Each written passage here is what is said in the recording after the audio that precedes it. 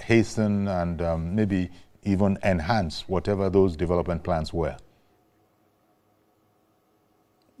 Yes, I think the western region of Nigeria, as I said before, is very sophisticated. You have a lot of educated people, very enterprising people. The recent, I saw that the recent billionaires that were, published, the list in international media of black people. Almost 6 of them were from the southwest Nigeria. And they have been very vociferous about the regional system. They want the regional system back, taking into account the impressive strides that were made by Western Nigeria from 1951 or 1950 to 1967, when several states were created out of Western region of Nigeria. Yes. So being in the forefront of the agitation for regional system of government, I think the southwest people of Nigeria presently will be very happy that what they have been agitating for, even if it is not in the form of, the way they have been agitating for a governmental system, they are going to have the Southwest Development Commission, which is, as I said, an interventionist agency, okay. Set up by government for specific projects, for specific development, issues to be tackled. Okay. Investment, one moment, Chief. I beg your pardon, Chief. One moment. But I'm so sorry for interrupting you. And so forth and so on. I think they were very happy. Okay. And we have a caller waiting on the line. Let me bring in Mr. George. Good morning, Mr. George, and thank you for holding on. Good morning, Uncle Yori. Good morning, sir. Good morning to the guests. Uncle Yori, I will continue to oppose this proliferation of regional divisions for regional commissions for reasons I've always stated. It looks like a channel for waste of funds. Okay, because how do you mean?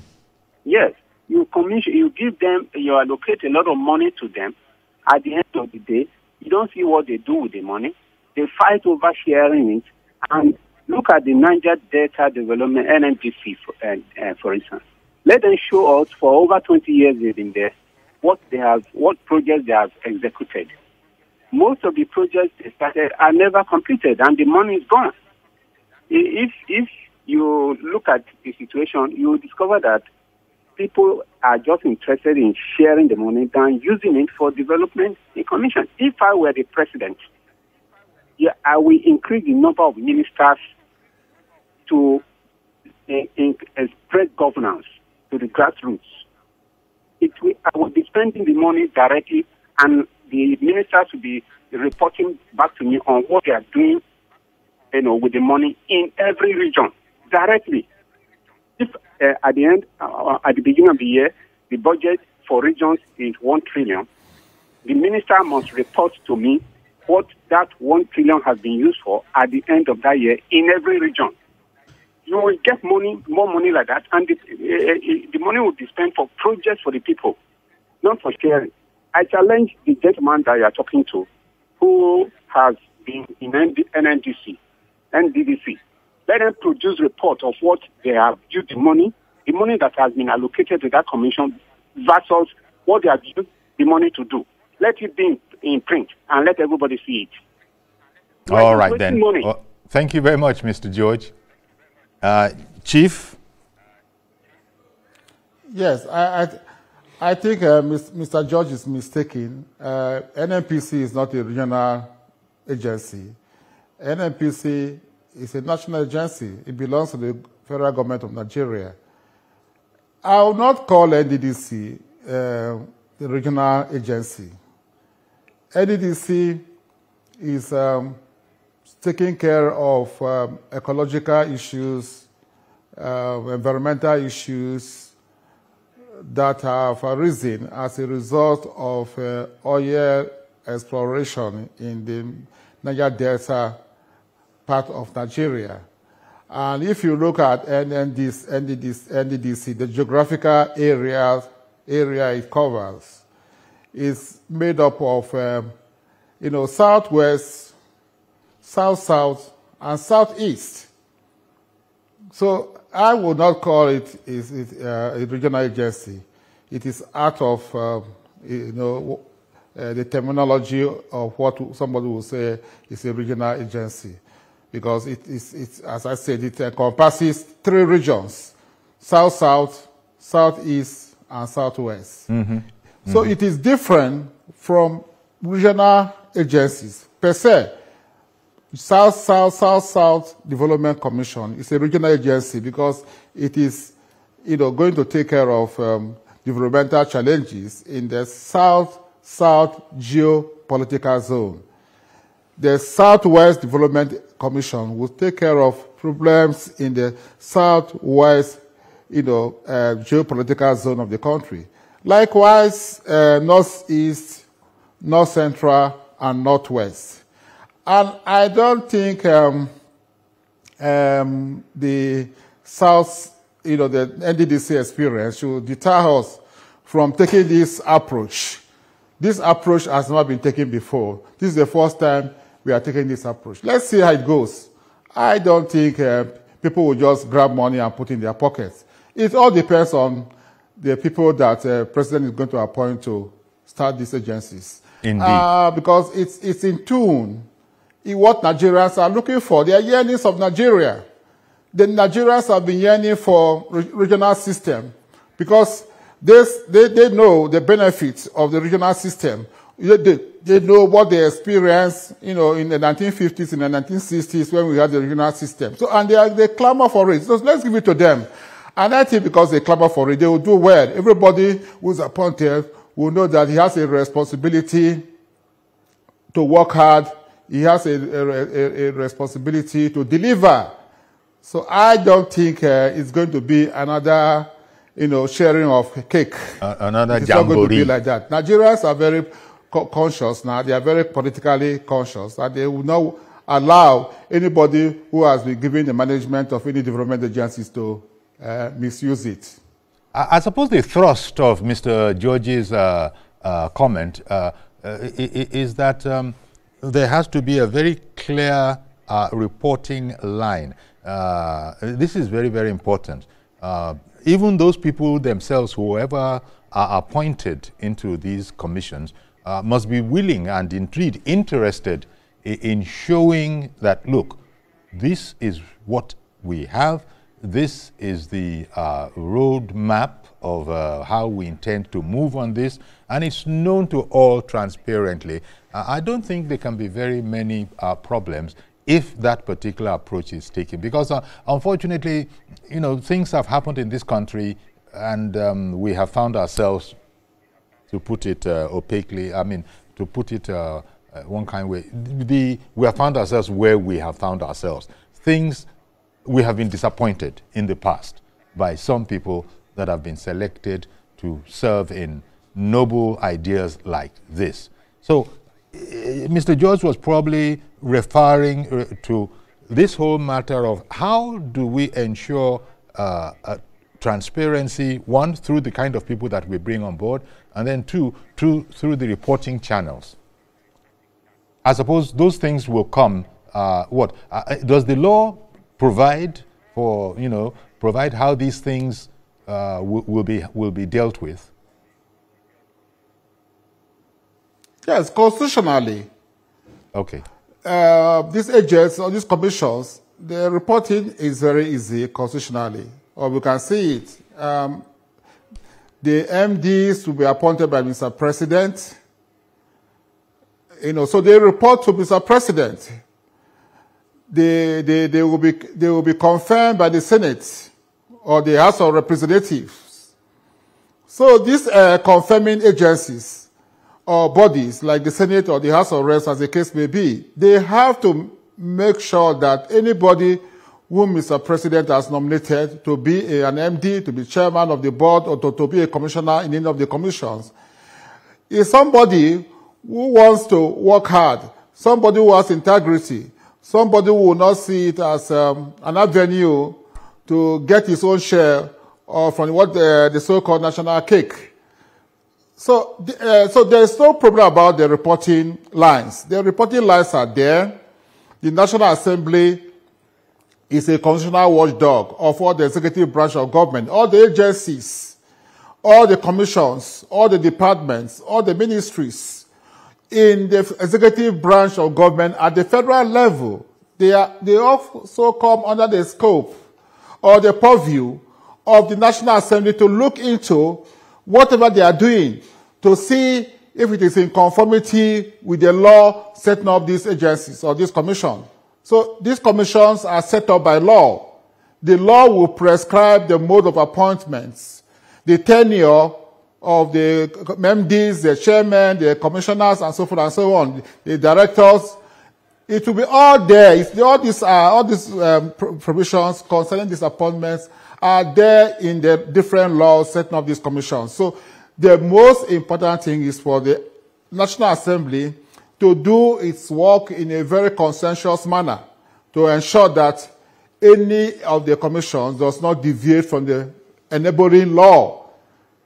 And that the work of the National Assembly is, as an oversight body, is to look at all the agencies to see if if the agencies are performing in consonance with their enabling laws, if they are efficient, if there is proper administration, if the money that is budgeted for projects, for capital expenditure, and so forth and so on, is spent in the way it should be spent to expose corruption.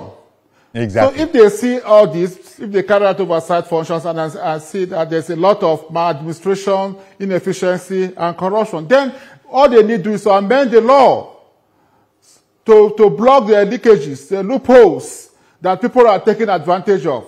So I think there's something to fear about accountability or transparency, except the National Assembly or the executive branch of government or people who appointed these people. You know, they are not interested in seeing efficiency, seeing inefficacy, seeing transparency and accountability. Then we'll begin to have those things. You know, but if they are interested and they have the political will to ensure that these commissions, you know, are properly run, managed, organized, then I don't think we'll have any problem.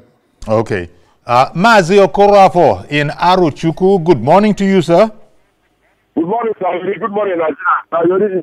In a situation like this now, we should be looking at somebody who has integrity, somebody who has a good track record, a woman being who has God's fearing. What I mean by God's fearing? God from the bottom of or her heart, from the bottom of his or her heart, that are ready to do it.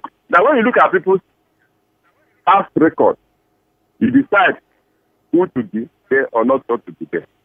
A situation whereby, as somebody who is educated and enlightened, who has what we call that charisma, who is ready to absorb criticism. Because what Nigeria is facing today is that 70% or 80%, according to the research work of Nigerians who are chief executives, they like criticism, whether positive or negative.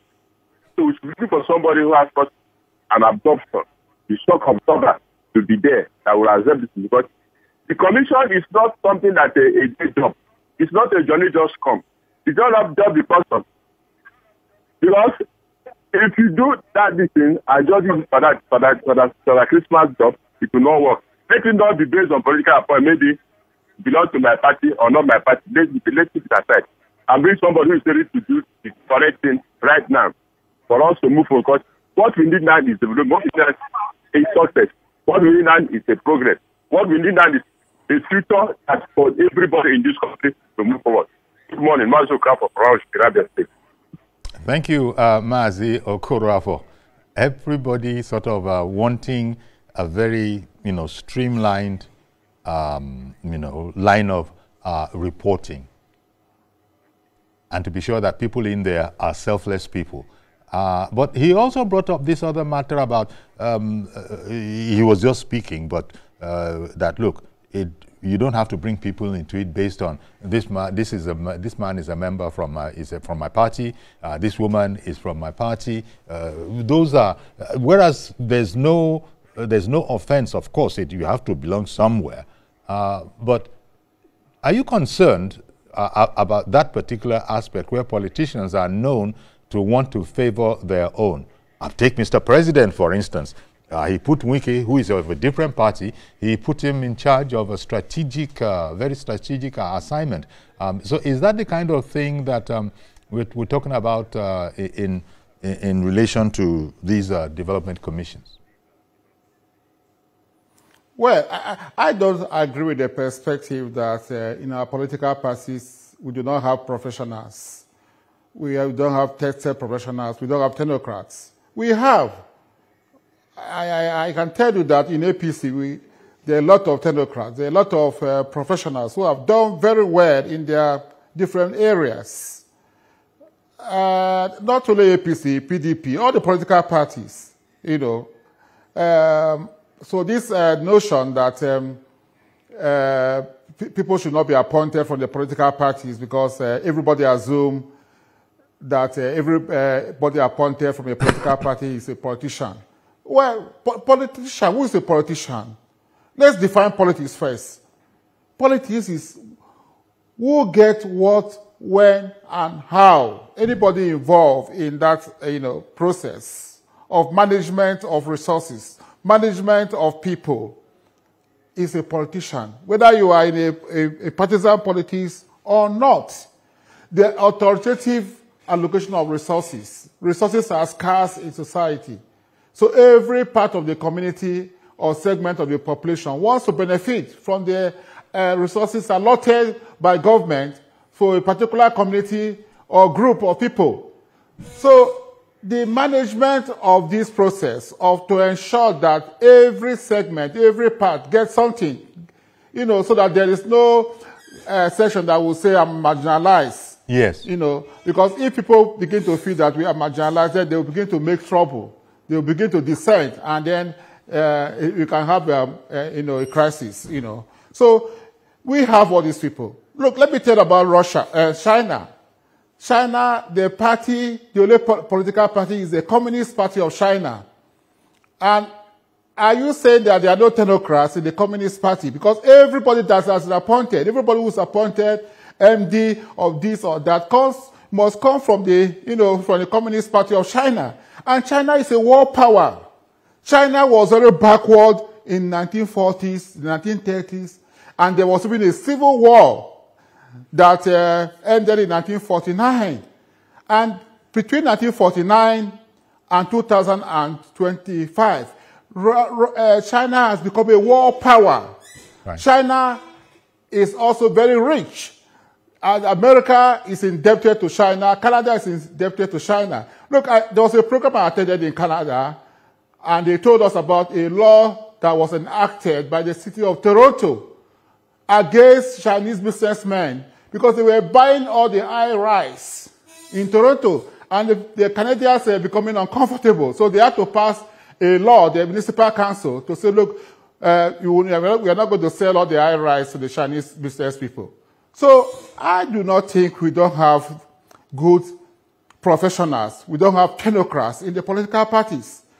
But that doesn't mean that the president must appoint only from the political party. For instance, the MD of an NPC who has just been appointed, I don't think he belongs to any political party.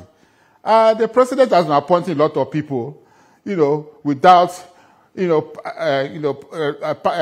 appointing without passing through APC. So I think that fear should not be there. The most important thing is if a member of a APC wants to be appointed, he must be the professional. Exactly. He must be the person that has integrity. He must be a person that is innovative, who has a track record, who is creative, who will not see his appointment as an opportunity to amass wealth for himself and his family. I think we have a lot of people who are honest in this country, who don't behave like that, even though they belong to APC or PDP or whatever. Okay. We have. Indeed. You're so very right. because the fact that a person is a member of the political party should not be held against him, where it's not supposed to be held against him, if he happens to be qualified for that job. Just as an oblique example, not particularly, duplicating anything.